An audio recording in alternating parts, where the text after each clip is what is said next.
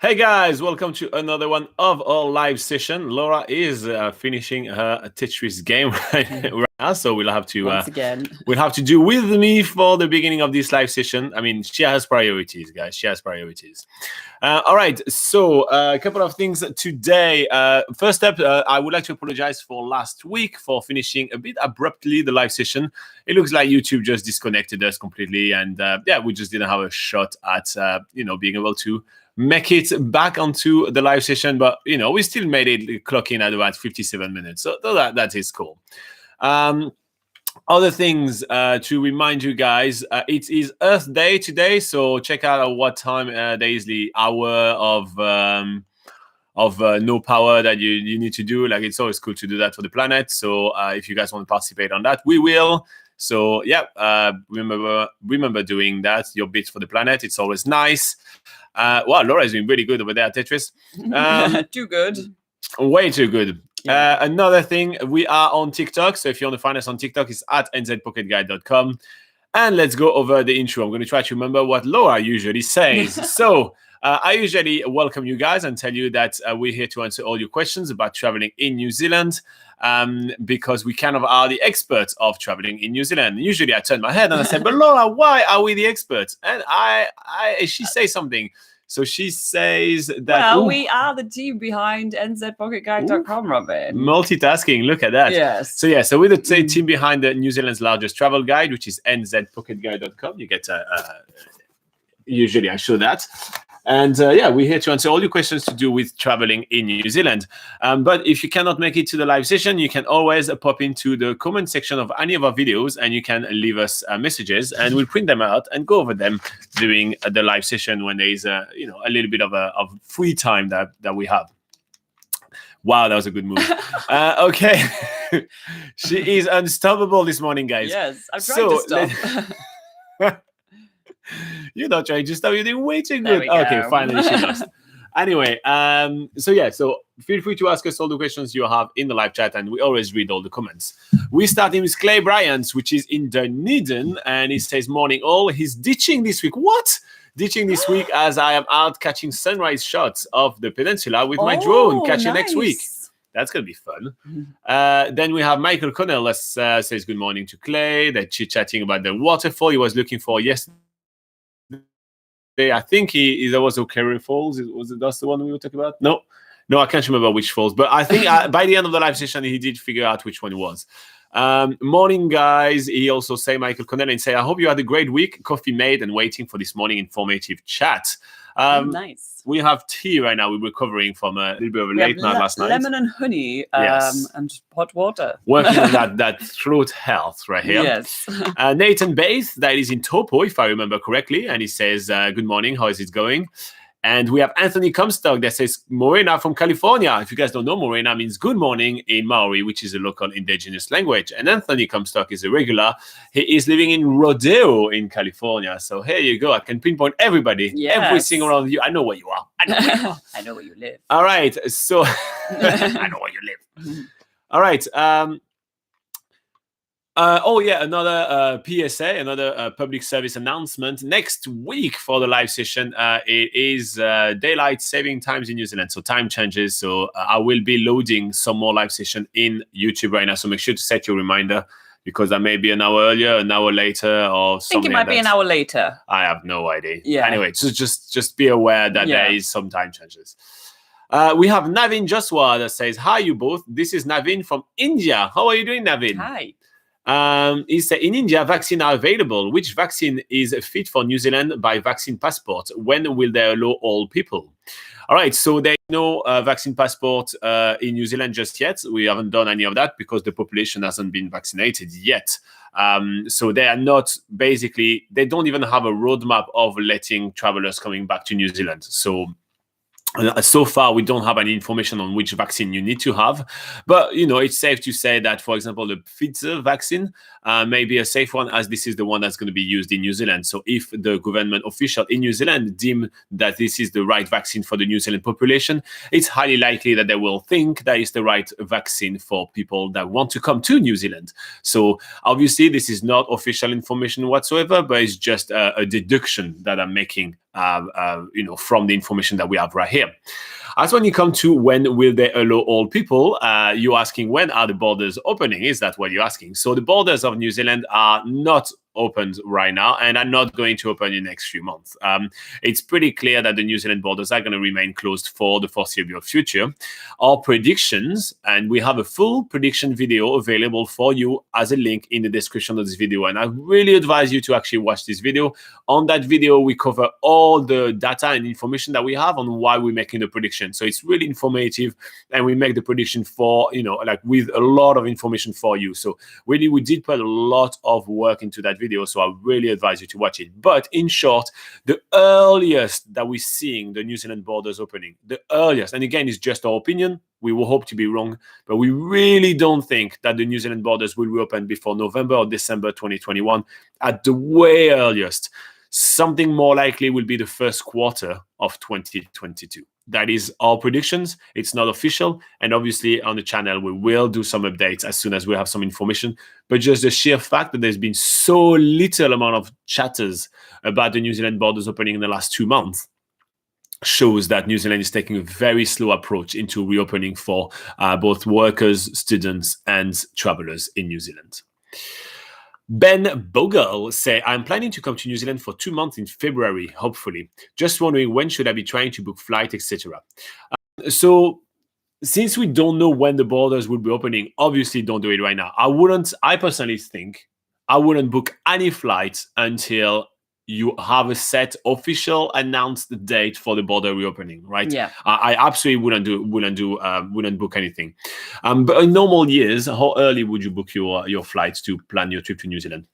Well, normally you can get away with booking your flight to New Zealand just a couple of months in advance. Usually if you plan like way ahead, usually prices are quite steep for over planners. But yeah, on the other side of things, if you do it last minute, you might be able to find a good deal, but then some airlines take advantage of the fact that if you need to get a last minute flight, they will make it expensive because they know people will pay if it's an emergency to get somewhere. So it really depends on the airline you're using and all that sort of stuff. But yeah, usually a good couple of months before you come to New Zealand, it means that you're planned and you're not booking way too much in advance. So yeah. We have Sieda. I'm sorry, I just butchered that name. Sieda Ruta that says, hi, same question. Any good information about partner and dependent child visa? Yeah, same question, same answer, to be quite honest. There is no official information right now. And yeah, it's gonna be very slow. It's gonna be very long. And yeah, we're about at the halfway mark of what we're thinking, right? We think that right now there's been about a year now since the borders have been closed, maybe a little bit over a year. And we're about at the halfway mark of this whole process. Everybody was thinking like 2021 would be like brand new and everything. I think we're about halfway there. Obviously, we would like to be wrong, and I cannot wait to do a video to announce to you guys that the New Zealand borders reopen. Or that there's some really good news, and like I will literally put on the thumbnail, we were wrong. I will put it. I'm super happy to be wrong, but at the moment, this is kind of the predictions that we're having for you. Sieda. Adil says, Kia ora, Robin and Laura, what is the official website for the DOC of New Zealand? So if you guys don't know, the DOC is the Department of Conservation. That's basically the government organization that takes care of all the national parks, that do all the conservation efforts, so i.e. trying to save the birds. They also do a lot of marine work as well. They go both on the islands, but they do marine conservation. They're also in charge of all the regulations in all the national parks, and also they check on operators that follow the right rules. So they do quite a lot of good work, and there's some amazing volunteering opportunities with them. And so the official website is doc.govt.nz, and I put a link for you in the live chat right now. So just find my latest message in the live chat, and I just wrote the link for you. So here you go. So good question, Adil. It's glad to talk about the DOC and not to talk about the borders just for a few seconds. For a fraction of a second there. Okay. Okay, so we've got Cherie saying, hi guys, long time no see. Sorry for being gone for so long. Cherie's back. Yay! Welcome back. Ben Bogal says, thank you for the previous answer. Do you want to read what And Sam Smith says, hello, awesome experts. Sam from Sydney here. Looking forward to move to the South Island in the future. Hope you are doing well. Yes, we are doing pretty well. It was a fun week. We got to do a lot. I have done my second week of rock climbing. So yeah, here you go. I'm attempting rock climbing. I'm scared of heights, so that's not good. This is not a good combination, and I don't think I'm going to be rock climbing for many more weeks to come. But there you go. You were literally getting spasms in your arms yesterday from it, weren't you? So no, it's been a pretty good week. How's it going for you in Sydney? Also, thank you for joining us another week. I know you came, not last week, but like a few weeks back, you did come and I had a few questions. So yeah, that was awesome. Sherry says, I'm hoping the bubble opens up next month. If that's the case, I'm hoping to visit in February next year. So Sherry is based in Australia. So this is why we're talking about the bubble with Australia. So New Zealand is likely to reopen its border with New Zealand and with Australia and some of the South Pacific countries as well. A little bit earlier, just because of the special relationship that New Zealand has with Australia and the fact that the virus is somewhat under control in Australia and pretty much entirely under control in some of the South Pacific islands. So places like the Cook Islands may reopen, places like Niue may reopen, places like Australia may reopen, but that's going to be very limited and there's going to be some restrictions to that. But yeah, hopefully there are some chatters that the New Zealand bubbles with Australia will be opening, in the next few months. So we have seen a lot of delays, though, Sherry. We've seen a lot of announcements and then delays and then announcements. I feel like they've been making announcements of travel bubbles since last year. Yeah. So I wouldn't say, kind of have your hopes up for next month. We'll keep our fingers crossed, but you know how these things go so far. But I have to say, planning for February next year is very safe. So I think that you're very safe, and you're pretty much on point for that. There's going to be some, in and out, but then the bubble will be open for sure. We have Durai Ganapathy that says, hi, good morning, very good jobs and good updates. Thanks lots, guys. Oh, that's nice. Just a nice message, a nice pat on the back. Thanks. Nice. I like the pat on the back. Thank you, Durai. You rock. By the way, if you guys found what we're doing useful, the like button is a great free way to say thank you for all our hard work. Yes. There is 4 of you that are watching right now and that didn't click on the like button. So here you go. How dare you? But it's a YouTube sin. Then we have Sherry again that she says, I have a question. Is it worth getting a fully self-contained camper if I'm going solo budget-wise? Or do you think it'll be similar price than a car and a room? We actually have a full video where we actually compare that, and I think the car and a room is the best option. So Sherry, if you just type car and hotel versus camper van for New Zealand, you will find our video where we talk for about like 20 minutes around it, and we compare prices and all of that. So you may want to check out this video. And I'll actually, while Laura read the next few comments, I may just try to find it for you. But yeah, we compare all that. But in short, I think that you're better off, especially for solo travel, to do car and hotel in my personal. Car and a room, yeah. Not specifically a hotel, because hotel prices can be quite expensive. But yeah, there's a ton of budget rooms around the country, so you can find plenty of options in hostels and Airbnbs and all sorts. So yeah. We kind of conclude that that's the cheapest way of doing it. Yes. Would you be able to talk to Rayhan while I find the video? Rayhan says, when border will reopen? We did just answer this question moments ago, but I'll quickly go through it again. There's been no official announcements for when the borders of New Zealand are going to open. They are still currently closed, basically to everyone except for a very few exceptions. But basically, international travelers can't come to New Zealand because the borders are closed. We do have videos linked up in the description below, which tells you our predictions of when we think the borders will open. We also have links to the Immigration New Zealand website, which also updates their information about visas and when the borders open quite regularly. But basically, in short, borders are still closed. There's no new information, so we can't really give you any good news at this time, I'm afraid. All right, Sherry, I'm giving you a link in the live chat right now. The first 2 or 3 results of that link are basically what you're looking for. So yay!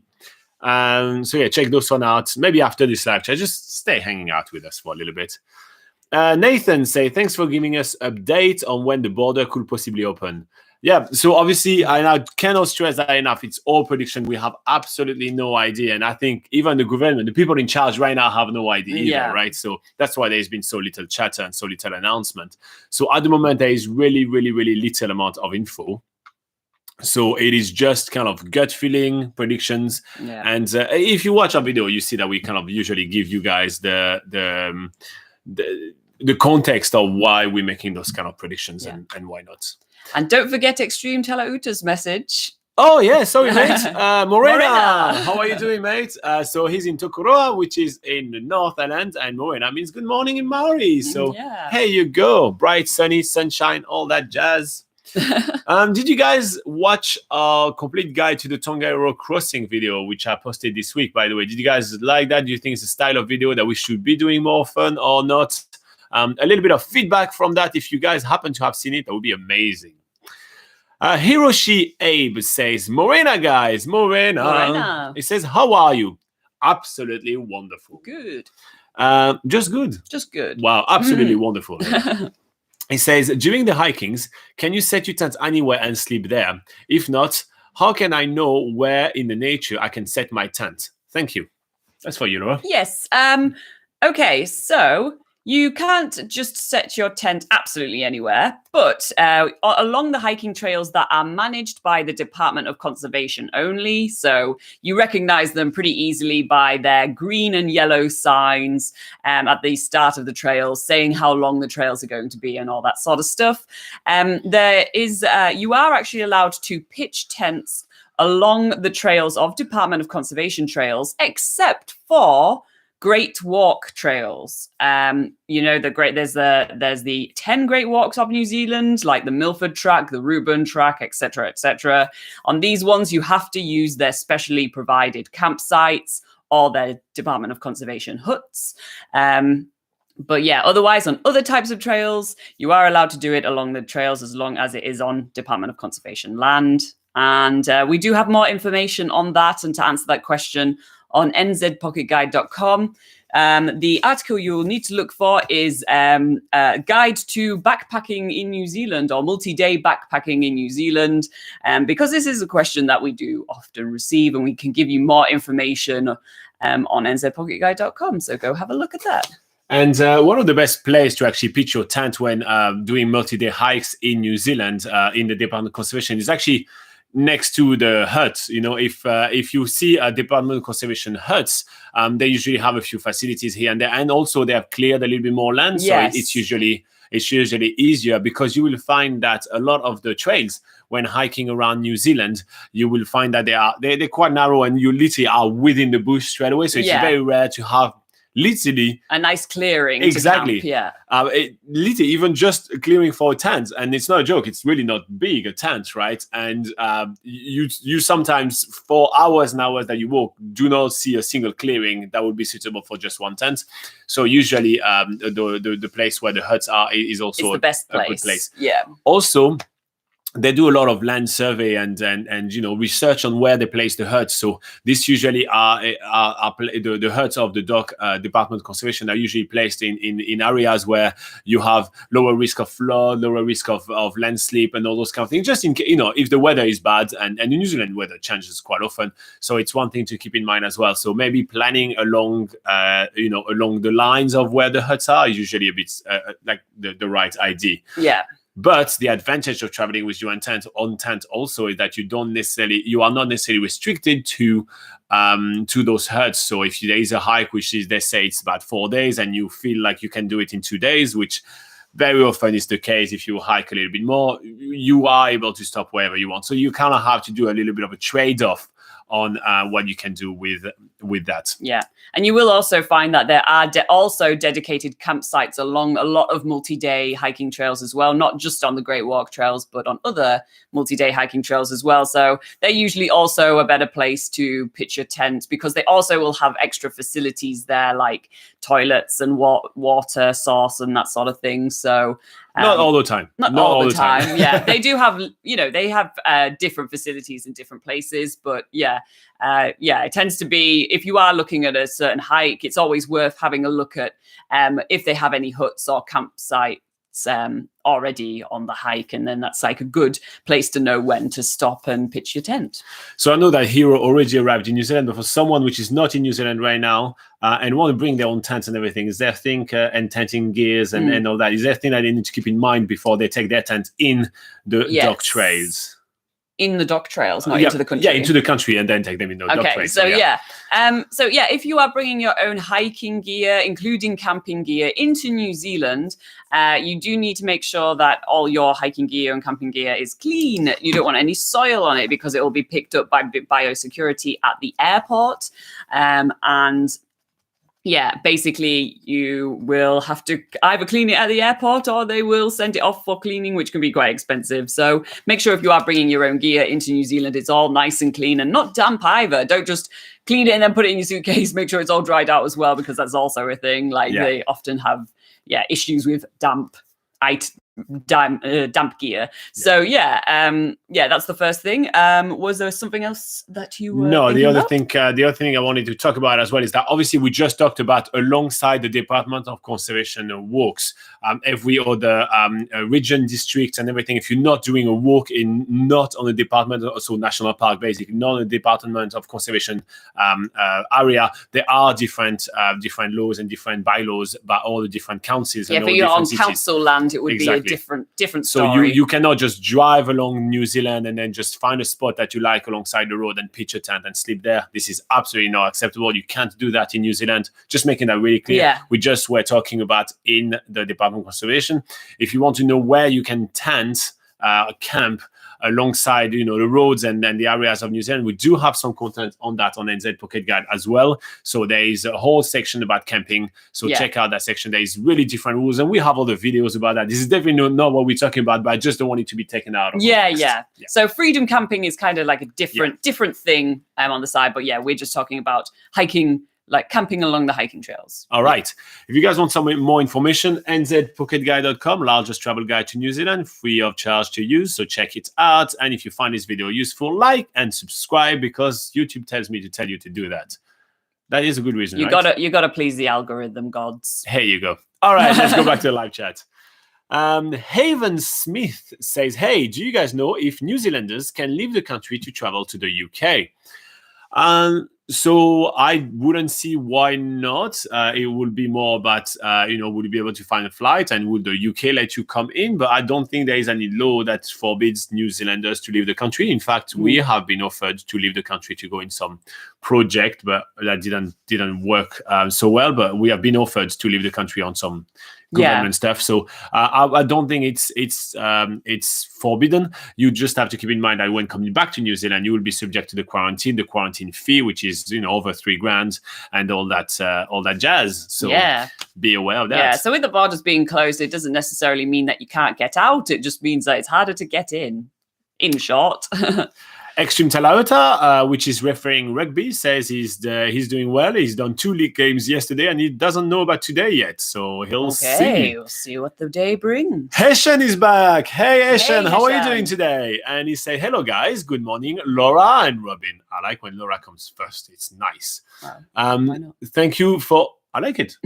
Thank you for the explanation about Invercargill.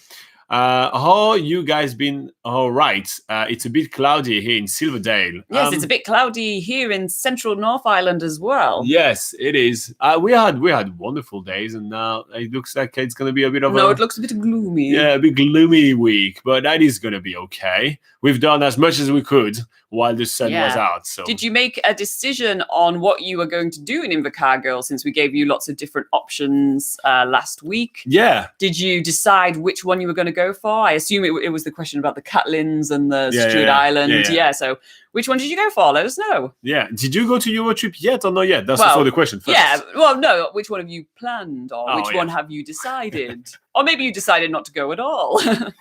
Like, oh, hell no. Yeah. Nathan Bates says, I enjoyed watching your complete guide to the Tongariro crossing. Oh, thank you. He says, very good information for people who want to attempt the crossing.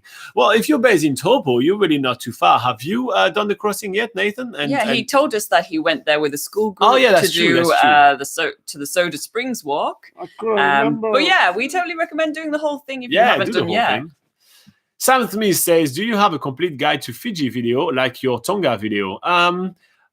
I could be working on one of those. We have 30 travel tips for Fiji. So we do have some. We have 2 videos for Fiji. And we also have, see, it says NZ Pocket Guide. You can type, instead of NZ, replace it and put Fiji. And that's our complete guide to Fiji. So FijiPocketGuide.com. It exists. And it's a complete guide to Fiji. And we were actually working on it a little bit last week. So here you go. So yeah, we do have a lot of information for you in Fiji. So on the channel, we have 2 videos about Fiji, including 30 tips for traveling to Fiji. And that gives you a good understanding of where you can go and all that as well. We do cover a bit of that. And you can also check out FijiPocketGuide.com. So here you go for you, Sam. I hope that is useful. Check it out, and you can have it on another window or something and tell me, come up with some questions. It's all good. Michael Connell says a certified self-contained van or vehicle gives you way more out of the way places to visit with fantastic places. If only a short-term sale, it makes most of your money back. That makes sense. Obviously, you won't be able to take your van into the dark walking trails. But maybe he's referring to, was it Cherie talking about doing a camper van versus car and room? That is true. Well, yeah, whichever one you're referring to. There is some pros and some cons. Yeah. But Michael, you may want to check out the link that I gave to Sherry then, and see what pros and cons we have, and so consider it for yourself as well, because that's also the thing, right? Even if it's short-term buy and short-term sell, right? For someone that comes to New Zealand, let's say they're coming just for 1 month, still the whole process of buying one and then selling one will still eat, between 1.5 to 2 weeks of your time, right? Just trying to sell it will take you sometimes, even at big discount and everything like that. So are you willing to trade, 2 weeks of your holidays or a week and a half of your holidays to try to deal with that? I feel like at some point when you plan yourself an epic holiday in New Zealand, you want to make the most out of every single day. So that's kind of like the train of thoughts right here. But if you're in New Zealand for, if you're a working holiday maker here, meaning that you're on a backpacker in New Zealand, you're going to stay for 12 months. Yeah, by all means, you definitely should go for that. And that's what we strongly advise for people to do. Milandino Physio says, any update about student visa process, which was suspended last year? No brand new updates, I'm afraid. No, basically not. The borders are still closed in New Zealand. That also means that they're not taking international students in at the moment. So yeah, basically no new information. You can check out a link in the description below. First of all, on the Ministry of Education website for New Zealand, which keeps its website updated with information on that. And you'll also find a video to our border predictions. So we also sort of predict when we think that the borders will open for international students and for international travelers. So check that out. But in short, basically, the borders are still closed and there has been no information of when they are going to open. Michael Connell says, I have met a lot of people in self-contained, certified self-contained vans and vehicle on our travels, and some are really well kitted out. Yes, some of them are super luxurious. Most seem to buy and sell through the Backpackers Notice Board on Facebook Marketplace and on TradeBit. Yep, that is very true. We used to run one of those Facebook board as well, but we stopped doing that and passed it on to some of our friends. Sherry Rushworth says, thanks, guys. I usually use hostels. I need my own bathroom. Oh, so you meant hotels. Yeah, hotels. I need my own bathroom. And I was wondering if it was worth looking at a camper van with a toilet. I know a big price jump compared to the basic one. So first tip I'm going to give you, you can still use hostels, and that's why I had the hostels in mind, because in hostels you can get private room with ensuite bathroom, and that's usually way cheaper than hotels.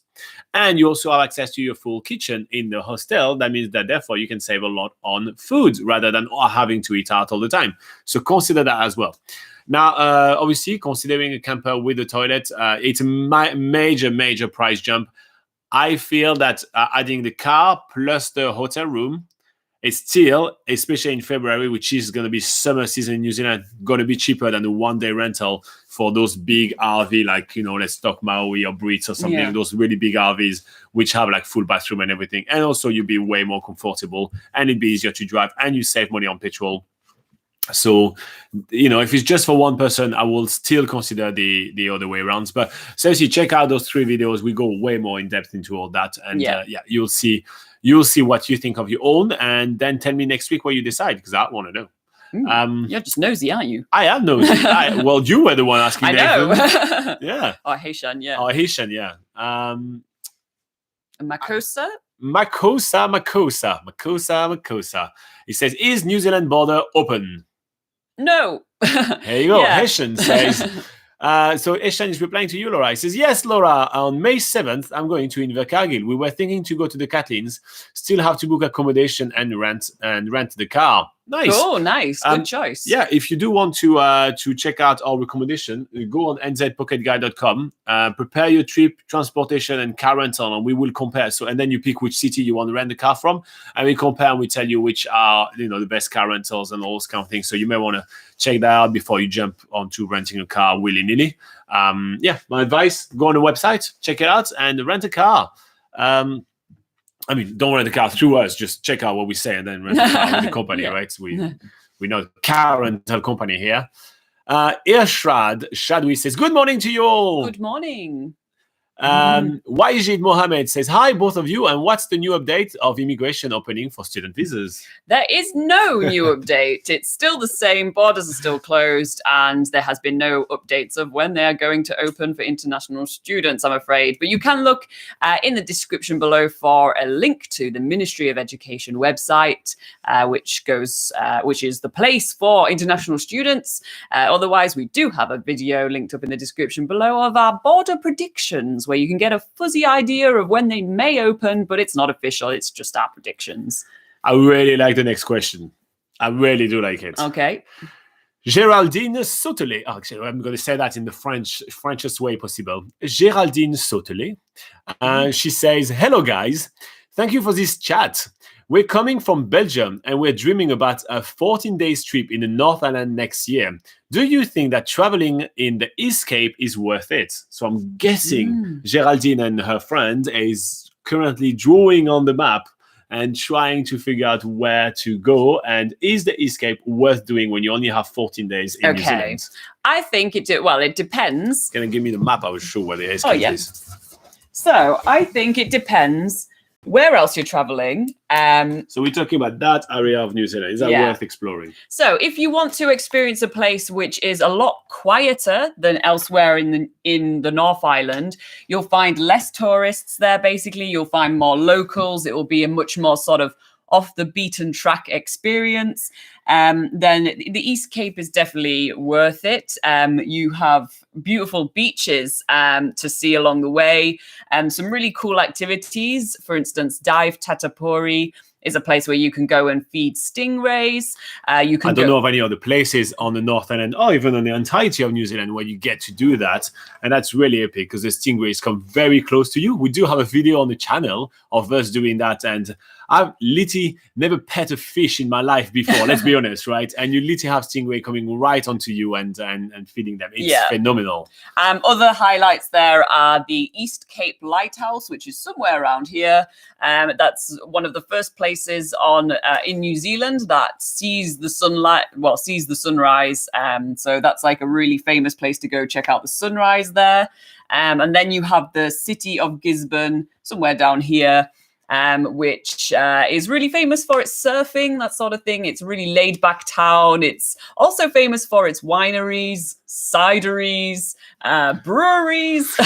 They are really about their drinks over there as well. If you feel like getting tipsy, this is a good place to visit. Yeah, so say, for instance, you're not really seeing a sort of nice beachy sort of the North Island, maybe you're skipping the Coromandel or skipping the Bay of Islands, where like that section and that section is famous for its white sand beaches. If you're skipping that, then it's worth going over here. And in fact, I would argue that you are better off skipping this part right here, because I'm guessing you're going to arrive in Auckland. Oh, there you go. I'm guessing you're going to arrive in Auckland, which is higher. It's here, but okay.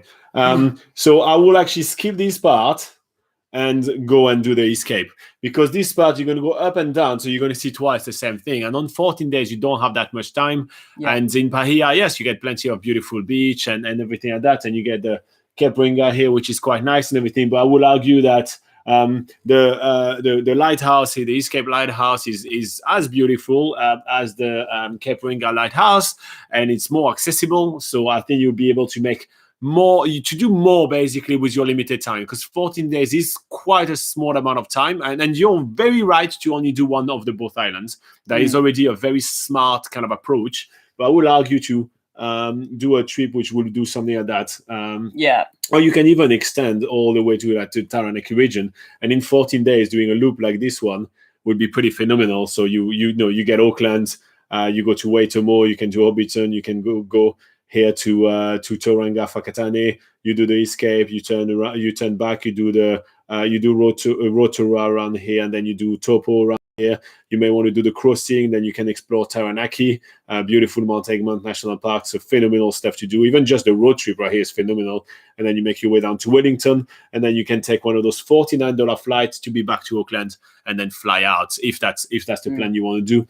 But I will argue that you actually are better off doing the escape than doing the top north of the North Island, basically. And that will also give you a much more varied experience of New Zealand, rather than doing beach and then beach and then beach and then beach. You will really have the glowworms and the cavings, in Waitomo. Then you will have the Maori cultures in Rotorua, for instance. Then you can have the beautiful beach and the stunning sunset and the incredible wildlife, such as the stingray on the escape.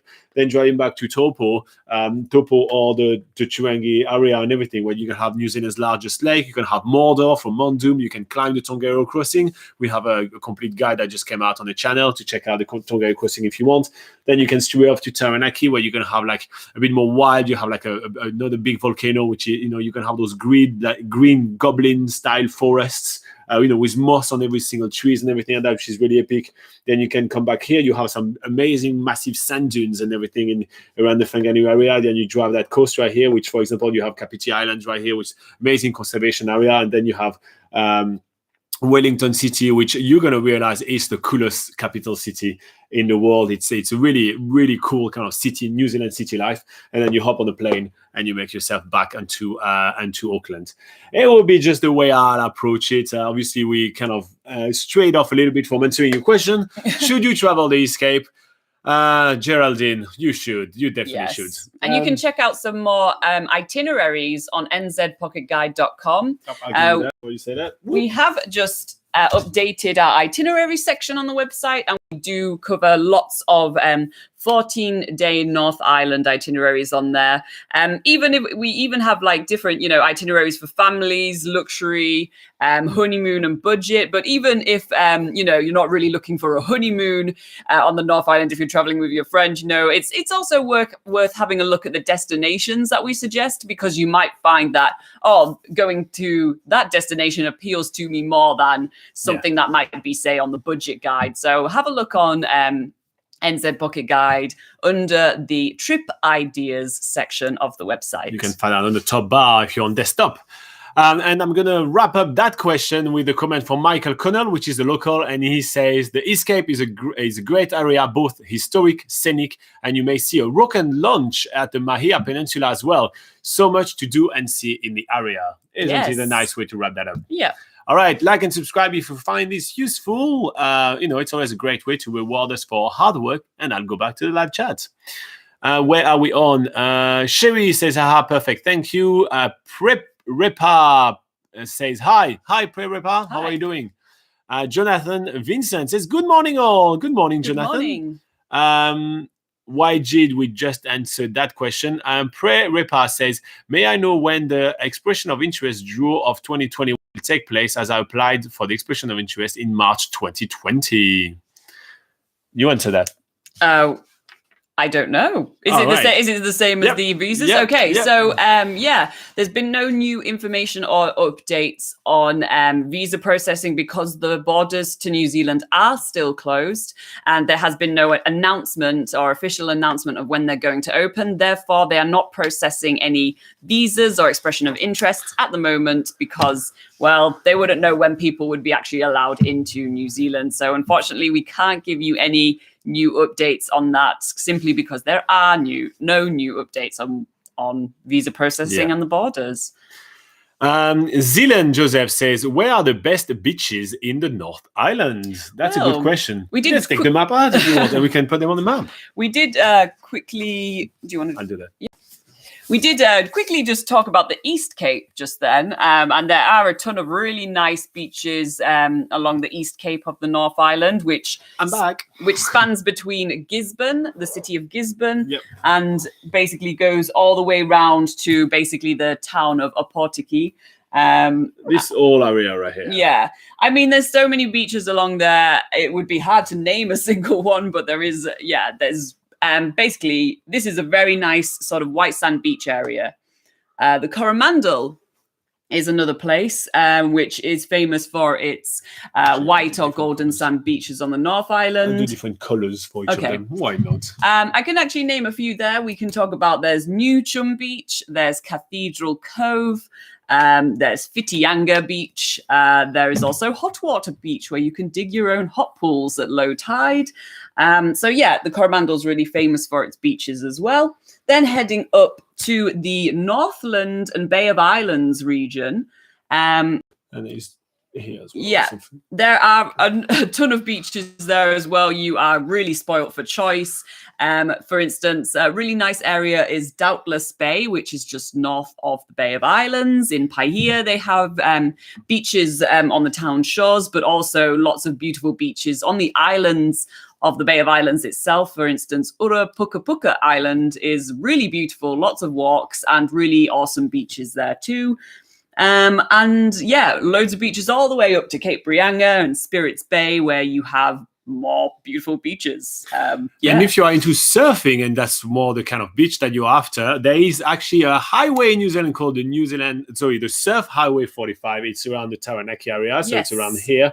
Right here. So they're a bit more rugged beach, not the beach where you're going to lay down and just enjoy the sun, right? It's definitely not that. It's more like rugged beach. There are a few rocks here and there. And surf beaches. There are some with shipwrecks and everything. So there is even like beach that you can see literally from a lighthouse, where you have a conical mountain with snow, and then you have a lighthouse, you have fields of sheep, and then you turn around and there is like cliffs and beach there. It's just kind of like you have some really, basically I would say some of the weirdest and more scenic beaches are in Taranaki area, because they're just really, really, really different. So I think they're here. I think one more I would mention. One more, wow. Yeah. So basically the entire coastline of the North Island. I'll do one more. It's a small section. Is the Waitakere Ranges area of Auckland. So that's sort of the West Auckland beaches, basically, which includes beaches like Piha. There's also Bethel's Beach, or Tehenga is also its Maori name. Kari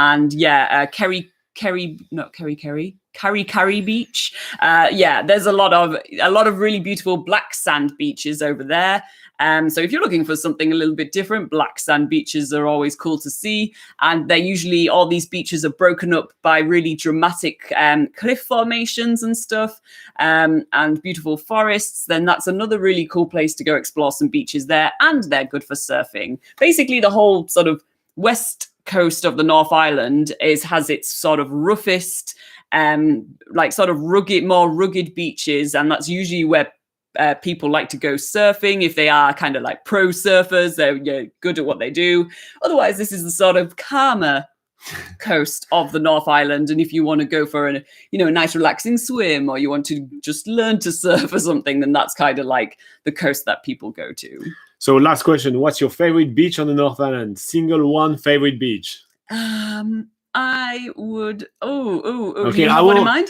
I'll pick Muriwai Beach. So literally in the area yes. where Laura was talking about. So in this area right here, there is a beach called Muriwai Beach, which is basically it's super rocky. It's not a beach where you're gonna lay down and everything, but it's super rocky. There's some beautiful cliffs and everything like that. But there is a stunning gannet colony there where you can see amazing, like those birds looks fantastic. You see them behave and nest there and everything. It's a fantastic area to just go check out wildlife. I'm really into wildlife much more than I am into like laying down on the beach and everything. So if I had to pick one right now, I would pick Muriwai Beach as my favorite one. Yes. What would you have? I think I would go for New Chum Beach in the Coromandel. It's like a huge stretch of sand, and it's backed by native forest. So it's just a peaceful looking place. And if you are wanting to go somewhere to lie down on the beach, then that would be a good place to go. All right, and let's finish with locals' comments. We have Michael Connell that says that Lyell Beach and Islington Bay in Wellington, all the way at the bottom right here, also some great beaches to visit,